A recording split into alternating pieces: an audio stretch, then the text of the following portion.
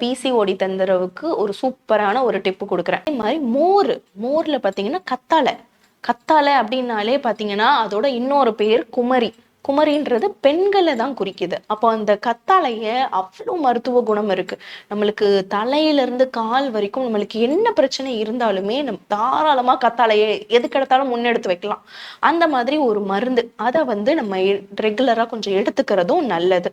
So இந்த தொந்தரவுக்கு இப்ப நான் சொன்ன விஷயங்கள் நீங்க தொடர்ந்து எடுத்துக்கணும். இதோட மருத்துவரோட ஆலோசனையோட சில பயிற்சி முறைகள், சில யோகா பயிற்சி, சில மூச்சு பயிற்சி, சில உள்ளுக்கு நம்ம நுரையீரல், நம்மளோட கல்லீரல், மண்ணீரல், நம்மளோட கிட்னி, நம்மளோட கர்ப்பப்பை எல்லாத்தையும் வலு கொடுக்கக்கூடிய மருந்துகளும் நம்ம எடுத்துக்கிறது நல்லது. ஏன்னா நம்ம உறுப்புகளை பலப்படுத்துறது ரொம்ப ரொம்ப அவசியம். நம்ம கர்ப்பப்பைன்றது தான் ஒரு பெண்மையை குடிக்கிறது, நம்மளோட அக்னி, நம்மளோட உயிர் கொடுக்கக்கூடிய ஒரு உறுப்பு. அதை நம்ம கண்டிப்பா பலமாகவும் ஆரோக்கியமாகவும் வச்சுக்கணும்.